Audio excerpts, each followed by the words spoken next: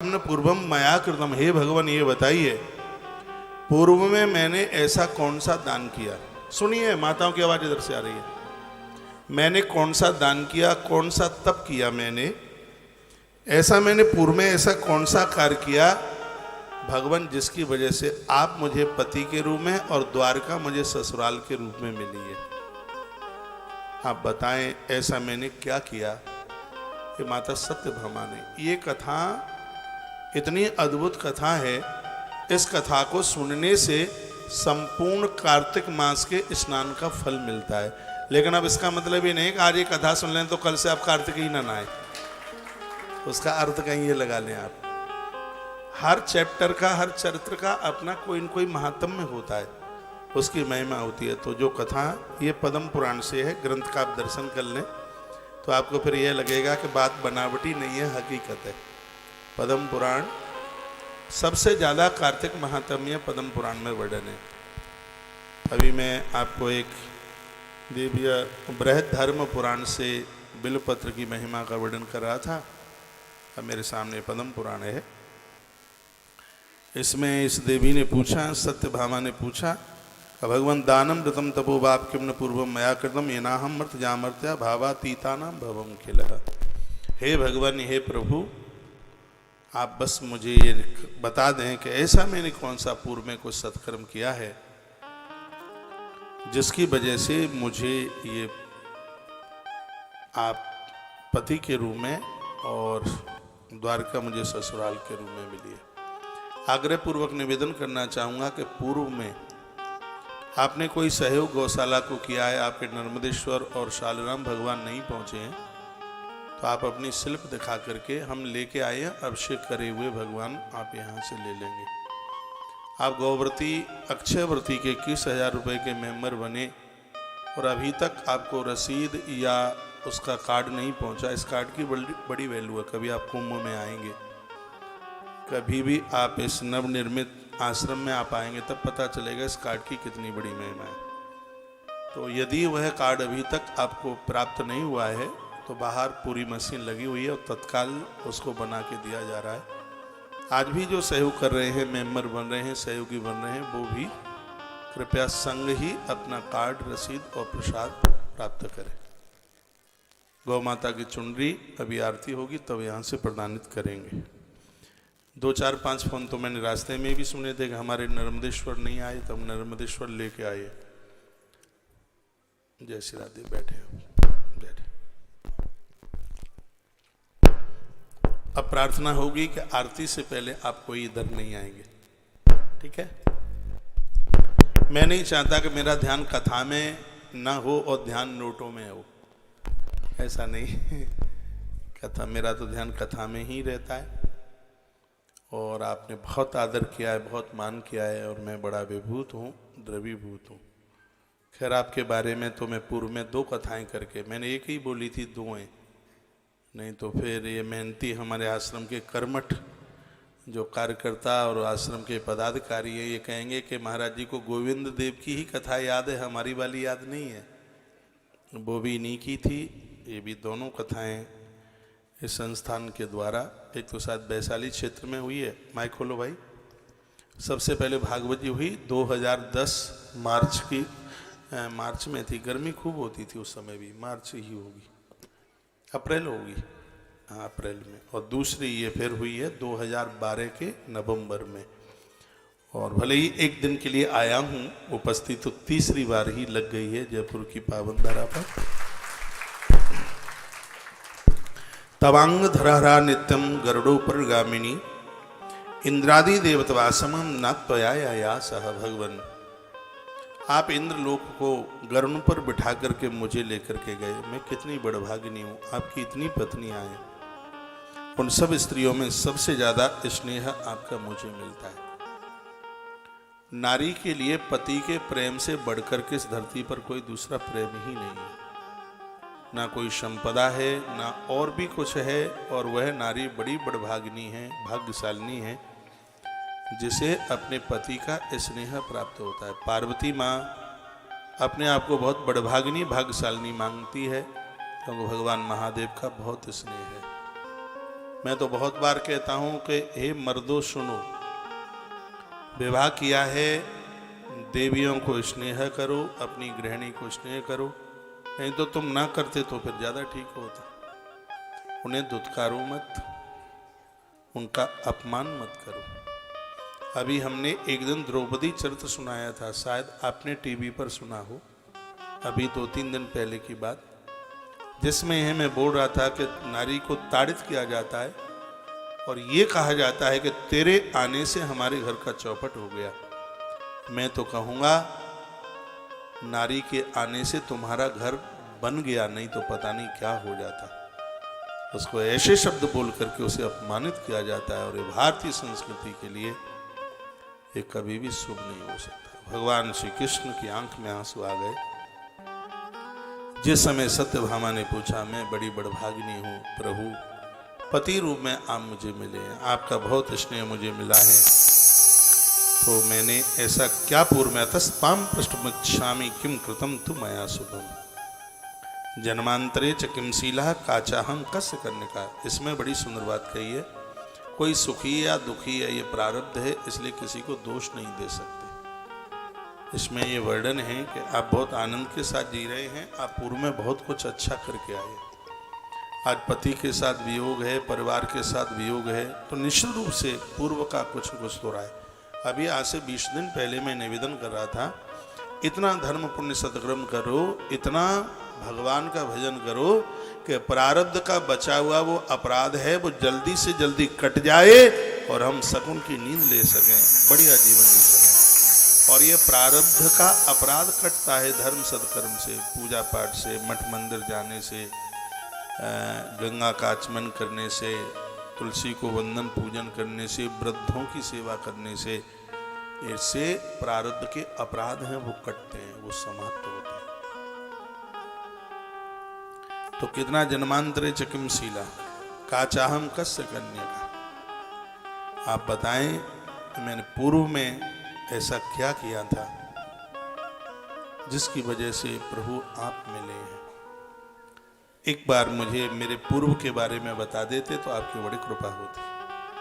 तो भगवान श्री कृष्ण उवाच, भगवान कृष्ण क्या बोले सुने। इस संपूर्ण चरित्र में कार्तिक महात्म्य है, कार्तिक महिमा है, और ये कथा सुनकर मुझे नहीं लगता कि आप कोई कार्तिक नहाए बिना मान लेंगे। अविवाहित बेटियों को तो जरूर नहाना चाहिए, उनके बढ़िया घर वर के लिए कार्तिक स्नान एक बहुत बड़ा वरदान है। इसमें एक भीष्म पंचक और आते हैं, जिसको कोई पचवी का ऐसा कुछ 5 दिन बड़े विशेष होते हैं, आते हैं ना, हाँ, तो उनकी महिमा इसमें लिखी है। मैं पुष्कर से बताऊंगा तो उतना टाइम बच नहीं पाएगा। तो भगवान श्री कृष्ण बोले, कृष्ण उवाच शृणु शकमना कांते यत्त्वं वै पूर्व जन्मनि पुण्यम व्रतम कृतवर्ती तत्सर्वं कथयामि ते। हे देवी, तुमने मुझे पूछा है कि मेरा ऐसा कौन सा पुण्य भाग्य था सो तुम हमें पति के रूप में, द्वारका हमें ससुराल के रूप में मिली है। तो अब कृष्ण कहते हैं कि मैं बता रहा हूँ, सुनो। आसीद कृत युगस्यान्ते मया पुर्यादयुत्तमः। सतयुग में मायापुर नाम है हरिद्वार का। हरिद्वार में एक विलक्षण ब्राह्मण रहते थे जिनका नाम था देव शर्मेति वेद वेदांग पारगा। उनका नाम था देव शर्मा। तीनों कालों में संध्या करते थे, हवन यज्ञ करते थे, और वह बड़े अच्छे ब्राह्मण थे। अतिथो अग्नि सुसौर व्रत परायणा। उनके दरवाजे से कभी कोई भूखों नहीं गया, सबको जिमाने के बाद ही भेजते थे। आप सब गृहस्थी लोग हैं, ये नियम बना करके रखिए कि आपके घर से कोई भूखा ना जाए। मंदिर का पुजारी बढ़िया होगा तो मंदिर बहुत गति को पकड़ेगा, उसकी बहुत पहचान होगी, लोग वहाँ आएंगे, उन लोगों का कल्याण होगा। सर्व मूर्ति गढ़ने से कुछ भी नहीं हो जाता, प्राण प्रतिष्ठा ढंग से होवे, फिर उसका पूजा पाठ ठीक से होवे, उन प्रतिमाओं का प्रभाव होता है अपने आप में। मंदिर का पुजारी जितना बढ़िया होगा, मंदिर का प्रभाव होगा। घर की स्त्री जितनी बढ़िया होगी तो गृहस्थ का बहुत बड़ा प्रभाव जमेगा। मंदिर में जाने से पुजारी को आलस्य नहीं होना चाहिए, और घर के चूल्हे पर जाने से घर की नारी को कभी भी आलस्य नहीं होना चाहिए। दरवाजे पर आया हुआ अतिथि रात को भूखा रह जाता है, उस घर की स्त्री को संपूर्ण धरती के लोगों को भूखा रखने का पाप लगता है। इसलिए यह नियम ले लें, घर से कोई भूखा ना जाए, खुश होकर के, प्रसन्न होकर के। आपके भैया भतीजे आते हैं, बड़े मुदित होते हैं, खुश होते हैं, भैया आया है, वो आया उसका बेटा, बुआ बुआ बुआ, बुआ बड़ी खुश। और कोई आ जाए तो सिरंज में भी खून ना निकले, बॉडी में इतना भी खून ना रहे, काटे खून ना निकले। ऐसा क्यों होता है? घर में आने वाले सब लोग आपके हैं, सबका आदर हो। आवे अतिथि द्वार पर करो सकल सम्मान, ना जाने किस वेश में आ जावे भगवान। आया अतिथि द्वार पर नहीं किया सम्मान, सर्वधर्म मिट जात है कहे वेद पुराण। वेद और पुराणों में कि आपने अपने घर से किसी भूखे को आपने वापस कर दिया, जमाया नहीं, तो 1 वर्ष में जितने भी तुमने धर्म पुण्य सदकर्म तीर्थ यात्रा की है वो सब पुण्य उसी समय क्षीण हो जाता है। इसलिए दरवाजे से कभी भी कोई भूखा ना जाए। हमने तो आश्रम में नियम बना रखा है कि यह आश्रम ईंट और पत्थरों से आश्रम नहीं है। जो भी कोई आता है कि उसको बिना भोजन के मत जाने दो। कभी आप तुलसीवन आश्रम आके तो देखिएगा, हम लटक जाएंगे तुमसे, बिना भोजन के नहीं निकलने देंगे। ये सिर्फ बातें प्रवचन की नहीं है, इन सब चीजों को हमने ढाला है। तो देव सरमेत वेद वेदांग पारगः, यह वेद शर्मा, ये देव शर्मा भगवान कहते हैं वो अतिथि का बड़ा सम्मान करने वाले थे। आतिथ्य अग्निम, अग्निम रोज हवन करते, अतिथि को जमाते, वृद्धा माता पिता की सेवा करते, सूर्य आराध्य नित्यम, भगवान भास्कर को रोज अर्घ देते थे। सूर्य भगवान को अर्घ देने से कोई विचार नहीं आते। बहुत लोग जीवन में निर्णय नहीं ले पाते, अब ये करें कि ये करें, क्या करें क्या न करें। बुद्धि के देवता सूर्य भगवान हैं, हनुमान जी के भी गुरु जी हैं। इनको नित्य अर्घ दीजिए, रोजाना इनको जल दीजिए। अपने ऑफिस दफ्तर जहां भी आप जाते हैं बाद में जाइए, पहले इनको अर्घ दीजिए। तो यह रोजाना अर्घ देते थे भगवान भास्कर को, सूर्य भगवान को रोजाना जल देते।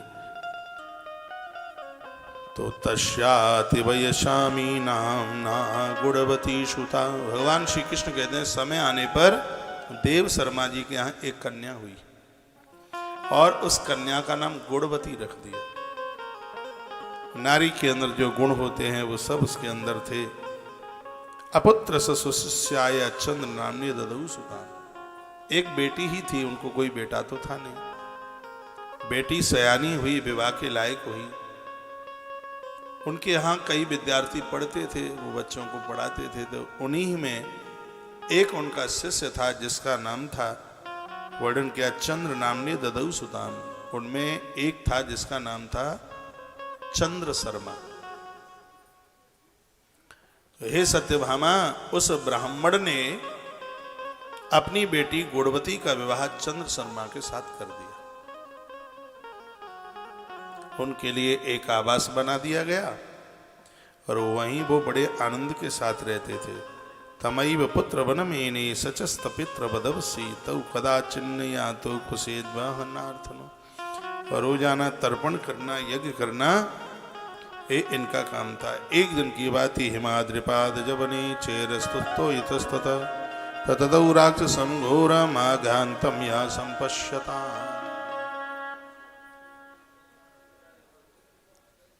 डिस्टर्ब हो रहा है, आगे काफी जगह 12वीं छाव आ गई है, गेट खोल देना और बाहर तक बैठ जाएंगे।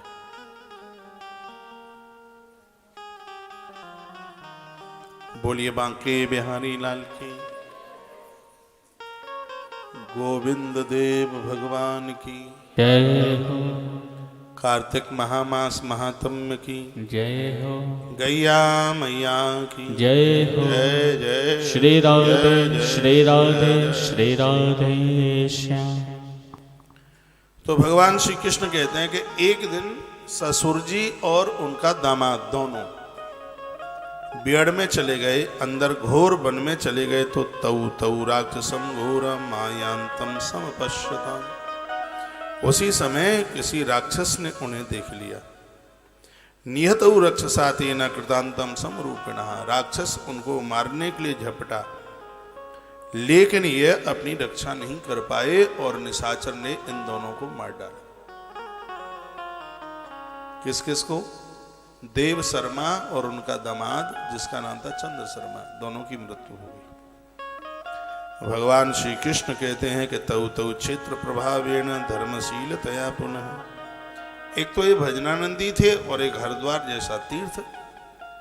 तीर्थ में तो किसी की मृत्यु भी होती है तो भी वो तरता है, इसलिए विधान है कि घर में लड़का बच्चे बड़े हो जाए, बच्चों को भी बच्चे हो जाए तो अपना लास्ट समय है वो तीर्थ में निकाले, क्योंकि जवानी में होने वाला अपराध तीर्थों में जाके कट जाता है। तो ये सत्यभामा वो तो बहुत बड़ा तीर्थ था, तो तीर्थ का ये प्रभाव रहा कि वैकुंठम भवनम नीतौ मदगणिता समीप गऊ। भगवान का विमान चल के आया और उस विमान में बैठकर वो दोनों के दोनों ससुर और जामाता दोनों वैकुंठ नारायण के पास पहुंचे। वहां पहुंच गए। याव जीवम तीयताभ्याभ्याम सूर्य पूजादिकम कृतम तेन वै कर्मणाशाभ्याम सप्रीतो हम किला भवम। भगवान सूर्य को जल दिया था तो उनका तो बड़ा आदर हुआ। जो सूर्य को यहाँ अर्घ देते हैं सभी देवता उसके ऊपर फूल बरसाते हैं। जो सूर्य को अर्घ देता है ऐसा व्यक्ति मौत के बाद जाता है ऊपर तो देवता उसकी परिक्रमा करते हैं। कि स्वयं भगवान श्री कृष्ण के वाक्य हैं। भगवान कृष्ण कहते हैं कि उसकी परिक्रमा लगने लगी, दोनों की देवता परिक्रमा लगा रहे थे। तेन वै कर्मणा ताभ्याम सुप्रीतो हम किला भवन। नारायण के भवन में वो पहुंच गए। एको हम पंचदा जाता क्रीडयन्ना पिवा किला। बताया गया कि एक और वो दोनों के दोनों वहां पर वह दोनों के दोनों वह थे। अब जब ये समाचार उस गुणवती को पता चला कि मेरे पिता और मेरे पति की मृत्यु हो गई है, वो बहुत ज्यादा दुखित थी और वह मरने के लिए गंगा जी में आत्महत्या करने को चली।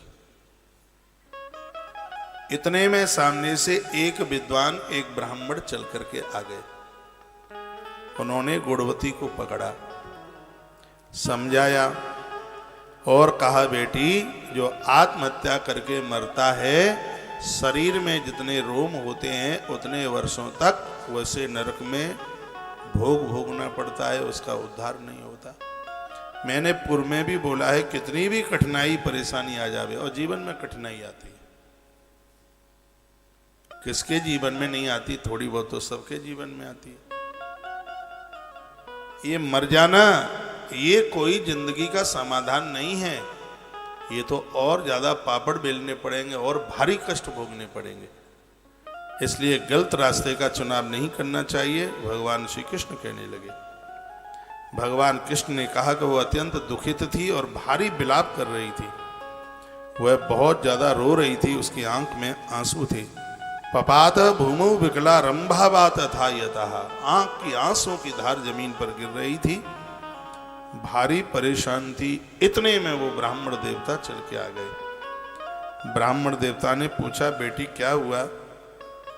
तब उसने कहा, क्या बताऊं, मेरे पिता इतना धर्म सत्कर्म करने वाले, मेरे पति भी वेद को पढ़ने वाले, और तो भी इस प्रकार से मेरे पिता और पति दोनों की मृत्यु हो गई।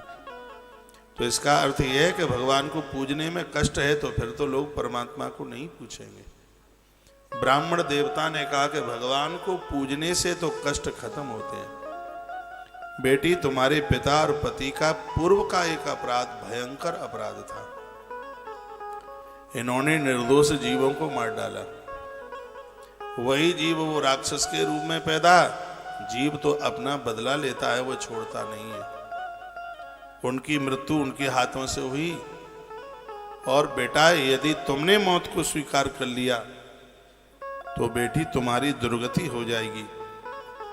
तुम्हारा मन लगे उसके लिए आराम से प्यार से, तुम भी छोटे थे कभी, तुम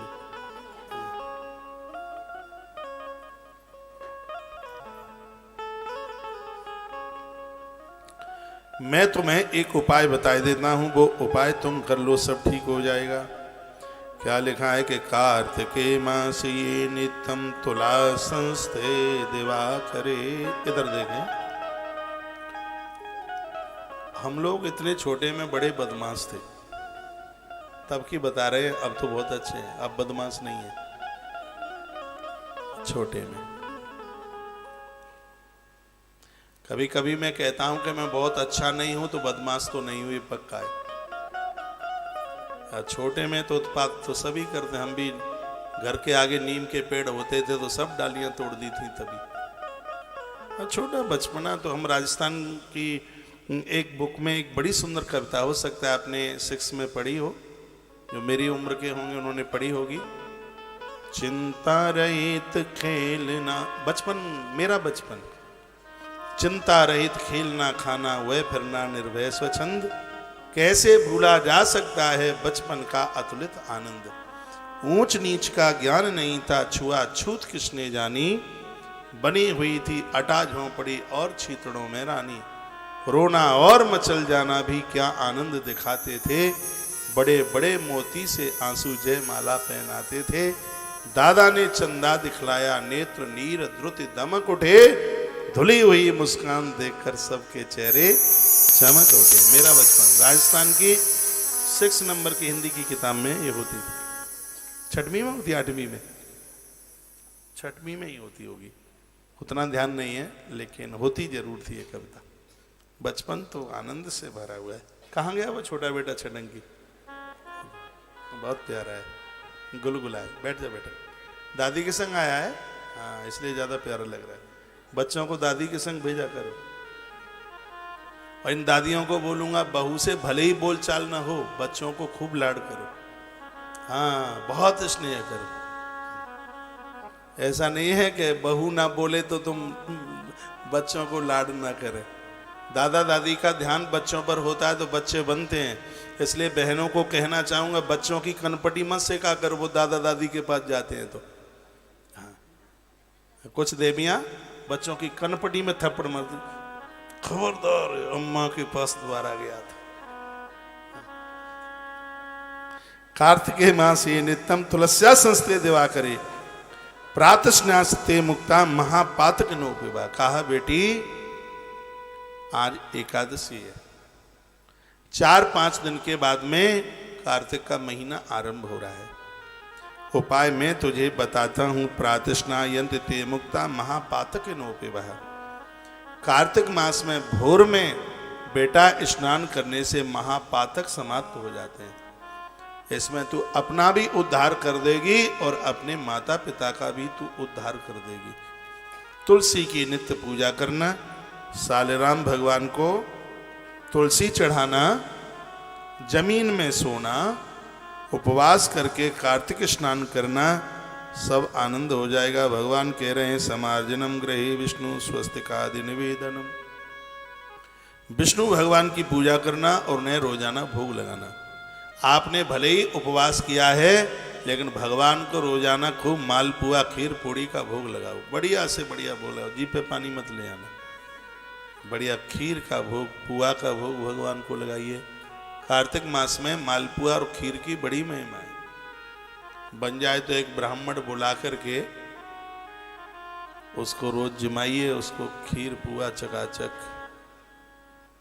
पुआ न बन पावे तो पूड़ी जिमा देना। तो भगवान कहते विष्णु पूजाम प्रकुर्वन्ति जीवन मुक्ताश्यते नरः। जिनको खूब माल टाल खाना है तो भगवान को प्रार्थना करना, प्रभु अगले जन्म में ब्राह्मण और ब्राह्मणी बना देना, चकाचक चलता है।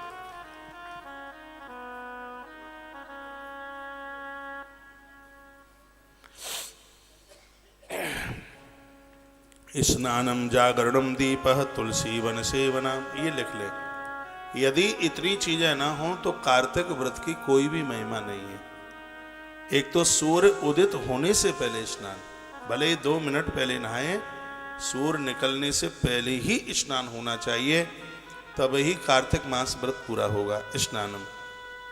उसके बाद में है जागरण। भले ही 5 मिनट कीर्तन करें रात्रि में बैठ के, भगवान के नाम का कीर्तन कीजिएगा। इसमें दोनों वक्त मिलते समय सोया नहीं जाता। दोनों वक्त मिलते समय जो गोधूली की बेला है, जिस समय गैया चर के आती है, ये समय इस समय 5:36 से लगभग 7:15 तक का ये समय है। अभी इस समय कार्तिक के महीने में 5:36 से लेके 7:15 बजे तक इस टाइम में सोइए मत और इस टाइम में खाइए मत। इस समय में गोधूली की बेला है। तो भगवान का भजन कीर्तन, तुलसी माँ की आरती, फिर कहा गया दीपम, कार्तिक स्नान बिना दीप दान किए बिना पूरा ही नहीं होता। सुबह शाम दिया जलाइए, तुलसी माता के गरुए में दिया रखिएगा।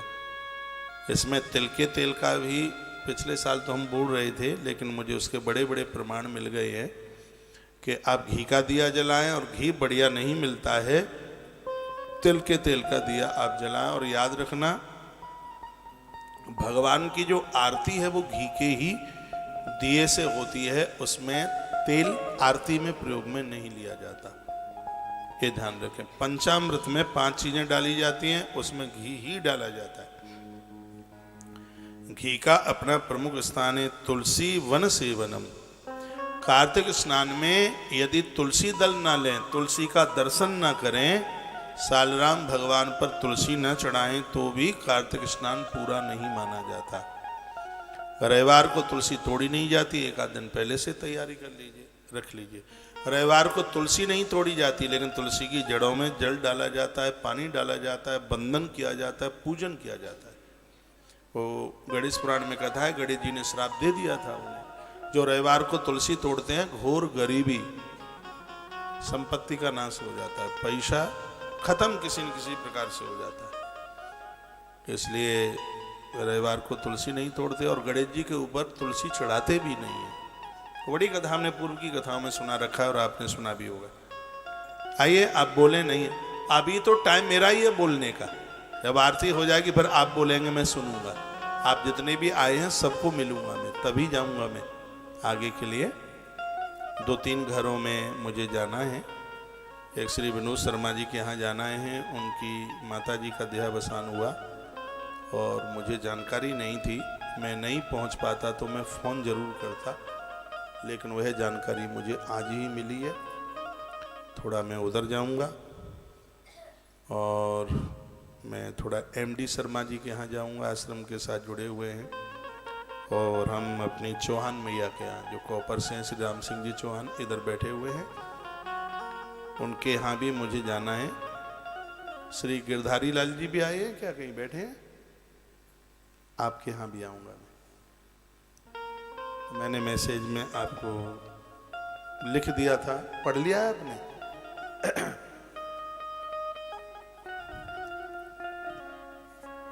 और बिना जाए काम चल जाए तो देख लेना, आपके अगली बार देख लेंगे, है? अगली बार है, चलना पड़ेगा, देखते हैं। बोलो बांके बिहारी लाल के। मैसेज तो काफ़ी आए हैं, लेकिन वो सब संभव नहीं हो पाएगा। मैं खाटू वगैरह निकलता हूँ तो मेरा रास्ता इधर से ही होता है। मैं श्याम बाबा को बहुत मानता हूँ। कभी मैं पुष्कर जाता हूँ तो इधर से ही निकलता हूँ, और मैं जब गुजरात की यात्रा करता हूँ तब भी मेरा इधर से ही जाना होता है। फिर कभी लगा देंगे चक्कर, क्या बात है। तो स्नान जागरणम दीपम तुलसी वन सेवनम,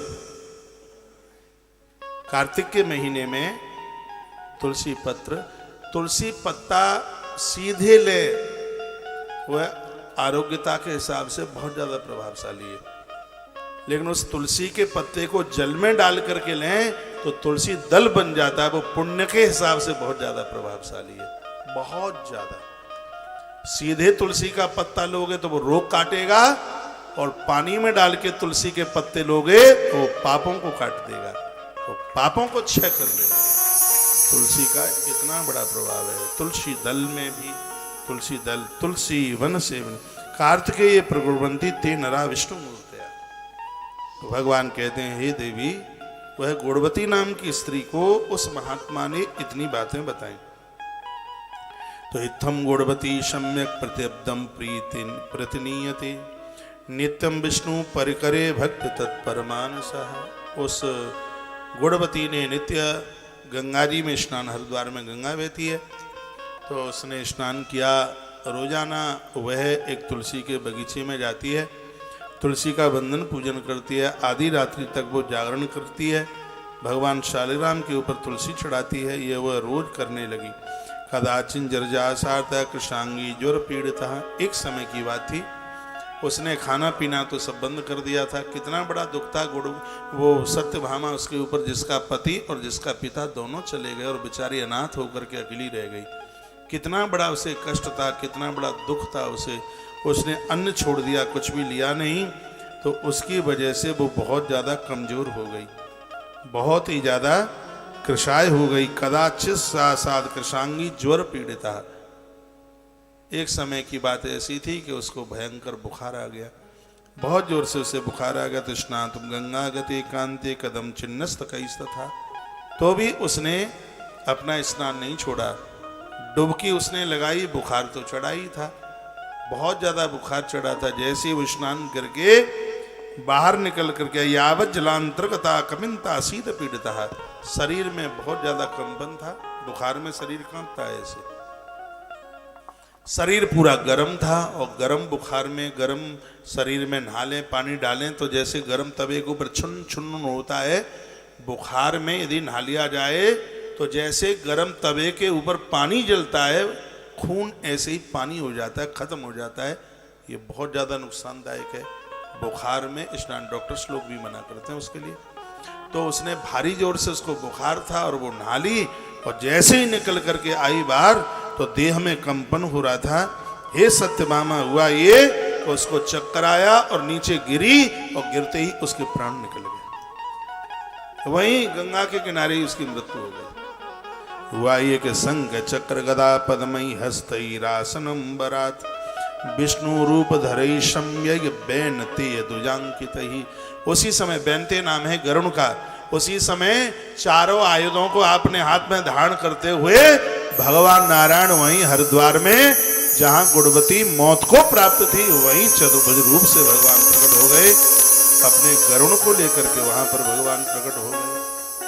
अथा ब्रह्मादि देवानाम यथा प्रार्थनया। उसी समय विधाता ब्रह्मा जी भी प्रकट हो गए, सब भगवान की स्तुति करने लगे और देख रहे थे कि होता क्या है ये। सो भगवान ने गरुण देवता को आदेश दिया कि तुम इस गुणवती को अपनी पीठ के ऊपर बिठा करके विष्णु भवनम गच्छति, इसको मेरे घर की तरफ लेकर, मेरे भवन की तरफ लेकर के जाओ। तो गरुण देवता ने नारायण के भवन में उस गुणवती को पहुंचा दिया। फिर गरुण मुझे लेने के लिए आए। मैं उधर गया, उसके पुण्य इतने ज्यादा थे कि वह बहुत लंबे समय तक वो विष्णु जी के भवन में रही। और उसके तत्पश्चात एक समय की बात थी, भगवान नारायण ने कहा, तुम्हें कुछ चाहिए तो देवी मांग लो, तुम्हें क्या चाहिए। उस गुणवती की आंख में आंसू आ गए और कहा, यहाँ सर्व प्रकार के आनंद हैं, लेकिन यहाँ गंगा का स्नान नहीं है, कार्तिक में नारायण की पूजा नहीं है, तुलसी की परिक्रमा नहीं है, इसलिए आप कृपा कर दीजिए कि मृत्यु लोक में हमें जन्म मिल जाए। तो हे सत्यभामा, फिर क्या हुआ कि जो पहले देव शर्मा थे वो तो उस मृत्यु लोक में आकर के सत्राजित यादव बने, और जो उनका जो जामाता था जिसका नाम था चंद्र शर्मा, वो अक्रूर जी आकर के बने। और उनकी जो गुणवती नाम की जो बेटी थी उनकी, वो सत्राजित की बेटी सत्यभामा आकर के बनी। तुमने हमसे पूछा है कि आप पति के रूप में और द्वारका ससुराल के रूप में कैसे मिली। तो हे सत्यभामा, पूर्व जन्म में तुम ही गुणवती थी। तुमने कार्तिक स्नान किया, तुलसी का पूजन किया, कार्तिक स्नान करते करते मृत्यु को प्राप्त हुए। मैं विष्णु ही धरती पर नारायण बन करके प्रकट हुआ हूँ। हे देवी, जो कार्तिक स्नान करते हैं, दीप प्रज्वलित करते हैं और तुलसी की पूजा करते हैं, किसी न किसी प्रकार से उन्हें मेरी ही प्राप्ति होती है। ये कार्तिक स्नान की इतनी बड़ी आंख में आंसू आ गए, रो पड़ी। सत्यभामा चरणों में मस्तक रख दिया। यच्च वृत्तादिकम सर्वम कार्तिके दीपदानम च यत्पयातु कृतम पुरः। और महीनों में 1 लाख दिया जलाएं और कार्तिक के महीने में 1 दीपक जलाएं, लाख से बढ़कर के 1 दिया है। घर के अंधकार अपराध सब कुछ खत्म हो जाएगा।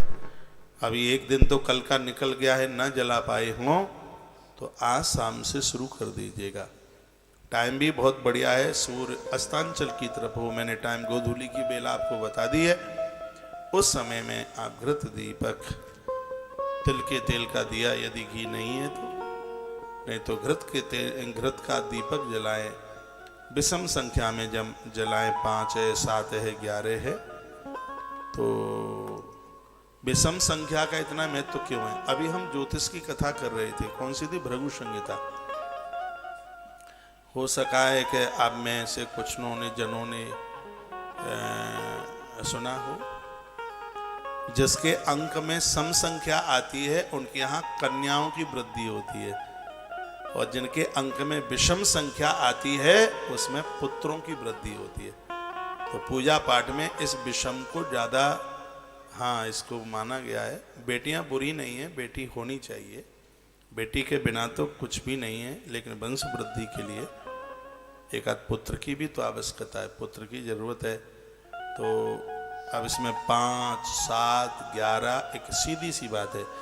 जिनको कन्या घर में चाहिए वो सम संख्या में दिया जलावे तुलसी मैया के गरुआ में। जिनको पुत्र चाहिए वो विषम संख्या में जलावे, क्या दिक्कत है? 108 दिए की बड़ी महिमा है, लेकिन वो सम संख्या में है, और 111 विषम संख्या में है। तो इसका मतलब ये नहीं कि आप 108 न जलाएं, इसका मतलब ये नहीं है कि आप 111 न जलाएं। आप 7, 11, 21 ये इतनी परिक्रमा करते हैं, उसकी भारी महिमा वर्णित इन ग्रंथों में की गई है। बहुत ज़्यादा ना जला सकें तो 5, 7, 11 दिए नित्य जलाइए। थोड़ी देर के लिए तो लगेगा कि इतना घी खत्म हो रहा है, रोटी पर चुपड़ करके खा लेते तो थोड़ी हड्डी मजबूत हो जाती। घी खाने में फायदा करता ही है।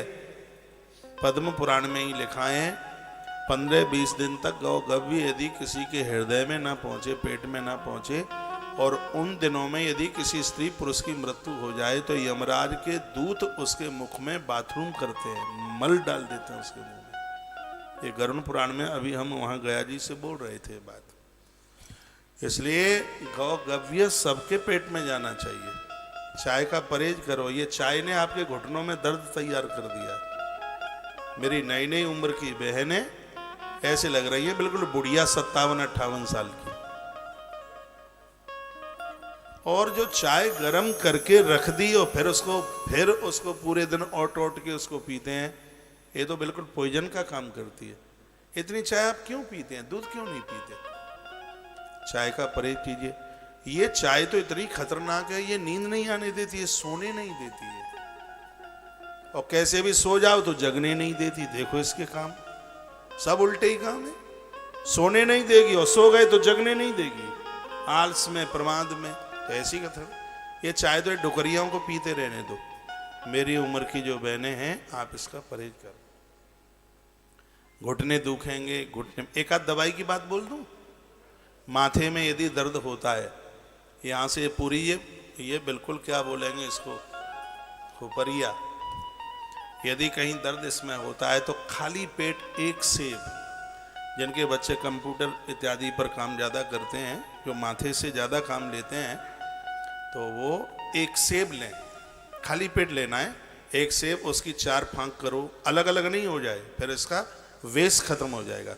उसकी 4 फांक कीजिए, नीचे पेंदे में वो जुड़ा रहे, फिर उसमें काला नमक भर दीजिए और 10 मिनट उसको रखा रहने दीजिए। ऐसा मैं करता हूँ, आज भी करके ही चलाऊंगा ऐसा। तो उसको अलग अलग मत कीजिए, नीचे से वो जुड़ा रहे, उसमें काला नमक भर दें और 10 मिनट रखा रहने दें, और 10 मिनट के बाद उसको खाली पेट ले लीजिए, जिंदगी में माथे में दर्द ही नहीं होगा कभी, मस्तिष्क की हर बीमारी समाप्त हो जाएगी। जिनके घुटने दुख रहे हैं, कैल्शियम की कमी आ गई है, कुर्सी छूट नहीं रही है, तो पनीर में मखाने, उसको थोड़ा तवे के ऊपर ऐसे घुमा लो, उसको थोड़ा पका लो, उसको थोड़ा थोड़ा सा वो लाल हो जाए, उसके बाद में आप मखाना पनीर के साथ आप ले लें, आपके घुटने तंदुरुस्त हो जाएंगे। लेकिन नियम एक है, चाय लोगे तो ना सेब फायदा करेगा, चाय लोगे तो ना मखाना फायदा करेगा। हम डायबिटीज की दवाई बताते हैं, घोर डायबिटीज खत्म हो जाएगी। हमने बताया काली जीरी है, मेथी है, उसमें अजवाइन है, 50 ग्राम काली जीरी, 100 ग्राम अजवाइन, 250 ग्राम मेथी, इसको अलग अलग भूनो, पाउडर बनाओ और सबको मिला करके कांच की बोतल में रख लो। रात्रि को सोने से पहले और सुबह खाली पेट एक एक चम्मच ले लो। ये डायबिटीज जड़ से भाग जाएगी, कहीं दूसरे देश में आपके आसपास नहीं रहेगी। लेकिन उसके लिए भी शर्त एक है, चाय छोड़नी पड़ेगी। फिर देखो रोग कैसे भागते हैं। स्वस्थ रहना चाहते हैं तो छोड़ दो, और स्वस्थ नहीं रहना चाहते तो फिर घोंटते रहो उसको। 50 ग्राम काली जीरी, 100 ग्राम अजवाइन, 1:2:5 का अनुपात है ये। 50 ग्राम काली जीरी, 100 ग्राम अजवाइन, 250 ग्राम मेथी, अलग अलग भूनना है। एक संग भून दोगे तो अजवाइन ज्यादा आग नहीं झेलती है, वो तो हाली काली हो जाएगी, खत्म ही हो जाएगी, इसलिए अलग अलग इसको। और फिर इसको मिला करके फिर पीस लीजिए, पाउडर बना लीजिए और उसको रख लीजिए। शीशे की बोतल में दवाई की गुणवत्ता खत्म नहीं होती, इसलिए मैं शीशे की बोतल बोली। और 1 चम्मच सुबह खाली पेट और 1 चम्मच रात्रि को सोने से पहले। फिर बाद में कुछ मत लेना, उसको लेने के बाद ये बीमारी खत्म हो जाएगी। शर्त एक है, चाय छोड़नी पड़ेगी। फिर देखें आप, आनंद हो जाएगा, कमाल हो जाएगा। ये चाय तो बहुत परेशान कर रही है, चाय चाची जाती नहीं है, पता नहीं है। बोलो बांके बिहारी लाल की जय हो। हनुमान जी महाराज की जय हो। जय जय श्री राधे श्री राधे श्याम। ब्रज के नंदलाला। 2 पंक्ति बस। फिर मैं बड़ा सुंदर एक प्रसंग, कार्तिक मास में कार्तिक के नियमों के लिए मैं आपके बीच में कोई बात रखता हूँ। अभी भी काफी भक्त श्रोताएं हैं, एक बार और मैं जानकारी दे दूं। ये संपूर्ण आयोजन गौ माता के संरक्षण और संवर्धन के लिए। आपसे मिलना तो एक बहाना है, आप सबको गौ माता से ठीक से जोड़ना है, हकीकत में तो यही है। हाँ, इसलिए मैं आज जयपुर में हूँ। आप सब, मेरी दादियाँ आई हैं जो अचक से फ़ोन कर देती हैं, कह देती हैं महाराज जी किसी को भेज दीजिएगा। तब भेजना जब आदमी और बेटा ऑफिस चले गए हों, टाइम भी बता देती हैं। इतने समय मैं तालियां बजाऊंगा अपनी माताओं के लिए, इसलिए तो इतना बड़ा काम चल रहा है। इन पुरुषों से 50 गुना ज़्यादा सहयोग हमें माताओं का मिलता है। अब आप कहेंगे तो ये चोरी तो नहीं है, कोई चोरी नहीं है, साहूकारी है। और एक कहूँ नहीं, ये चोरी, ऐसी चोरी तो मैं भी करता रहता हूँ। आप कोई गलत जगह पर तो उसको खर्च कर नहीं रहे हैं। धार्मिक पारमार्थिक कार्य में अपने ऊपर पैसा कम खर्च करो। श्री बिरला जी ने, जीडी बिरला, घनश्याम बिरला जी ने अपने पुत्र के लिए एक पत्र लिखा था। कहा बेटा, यह संपदा हम अपना ऐश और आराम के लिए इकट्ठा करें, बिल्कुल भी नहीं। ये धन परमात्मा ने दिया है, यदि इसको धर्म पर नहीं लगाओगे तो तुम्हारी फैक्ट्री की मशीनें शैतानों के हथियार बन जाएंगे। इसलिए बेटा, अपने ऊपर ये धन कम से कम खर्च करना, ये धन धर्म के ऊपर ज़्यादा से ज़्यादा खर्च करना। धन धर्म के ही लिए होना चाहिए। ईश्वर ने धन इसलिए दिया है, धन धर्म के लिए पानी बाड़े नाव में, घर में बाड़ा दाम, दोनों हाथ उलेचना, यही सज्जन का काम।